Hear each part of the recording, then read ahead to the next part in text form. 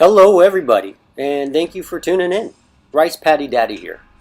A subscriber requested a video about various Strider setups. I discussed 4 setups just introduced and how those setups affect Strider gameplay dynamics. The Strider I am using is MK212, which equates to 162,000 durability. This is versus MK112 that has 135,000 durability. So the first setup you see here is the Exodus Panata. The Exodus on the Strider I'm using is MK212, and that's about 5,000 damage with a capacity of 20. So you're getting about 102,600 damage out of one full load. That takes about a whole minute. Actually, I'm sorry, not a minute. 22 seconds to fully reload.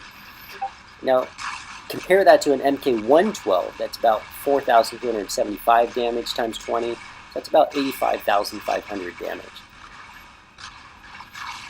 The Panatas I am using are MK1, level 12, and they get total damage for both of them of about 60,000.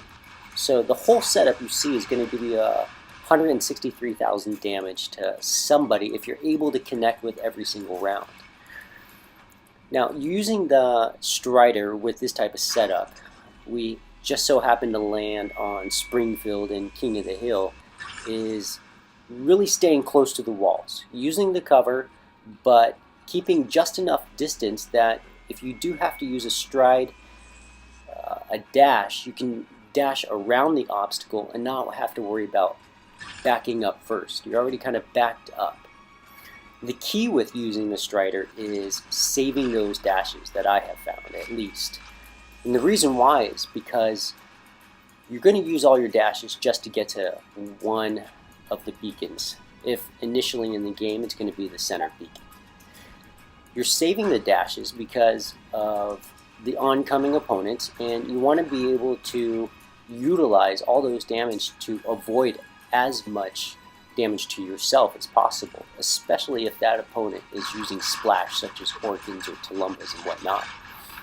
So you see here, I save all the dashes, and I like to use a circling motion to take out and neutralize the enemy, as you see there.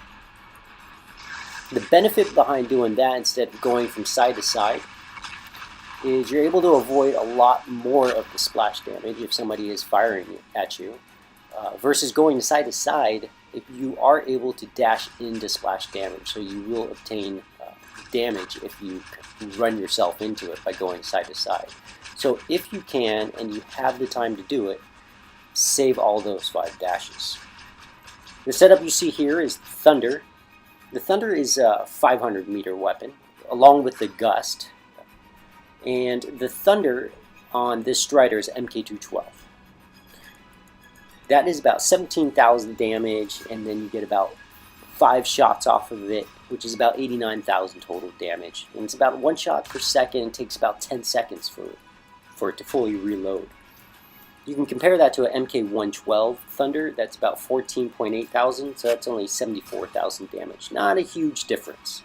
The Gust, having 2 of them, you can get a total damage of about 99,000, and you get 2 shots per second. It's about 9 seconds to reload. So having this full setup, you can do a total damage of 173,000 damage, which is about 10,000 more than the Exodus Panata setup. But the thing you have to keep in mind is you have to be nice up close and personal, and probably less than 100 meters to inflict as much damage as possible with this type of setup. I like to use the Thunder Gust as far as team play goes against energy shields. That could be the Hetchy, the Lancelot, the Antle, or Bulwark or Carnage. Versus solo, you're still going to use the team play tactic, but as far as brawling, you're going to have to be nice up close and personal. Otherwise, just grabbing beacons, like I mentioned before. So this setup that you see here is the Redeemer Spark. I'm sorry, the Redeemer Spark. Now the Redeemer on this setup is MK212. That's about 10.2 thousand damage, 2 projectiles per second and a half. So that totals about 20,000 damage every second and a half.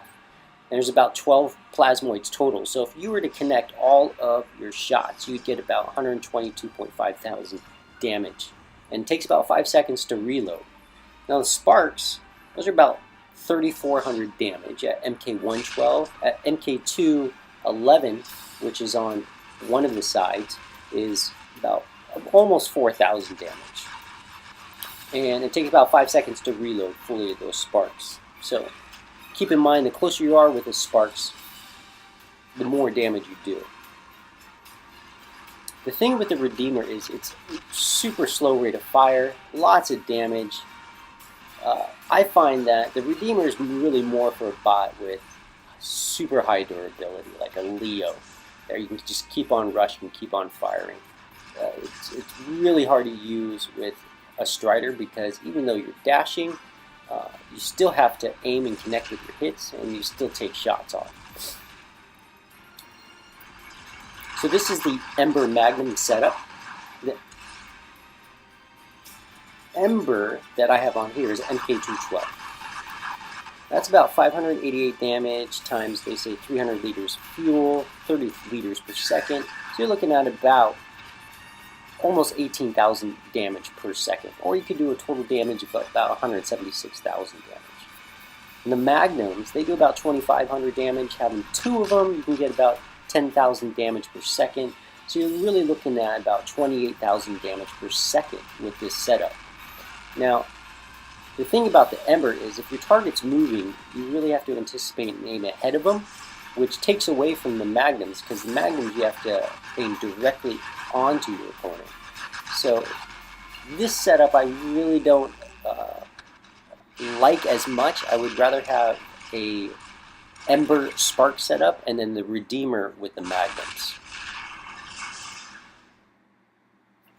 So if I were to rate these, really with the Strider setup, I would probably prefer the Exodus Panata and then the Thunder Gust, followed by the Ember Spark and then the Redeemer Magnum. I hope you enjoyed this video. If you have any questions, please let me know. I try to make this as concise and brief as possible, so I didn't get too detailed, but if you do have some more detailed questions, please subscribe to my YouTube or message me on Facebook, and I'd be happy to get back to you. Thanks a lot for watching. Have a good one.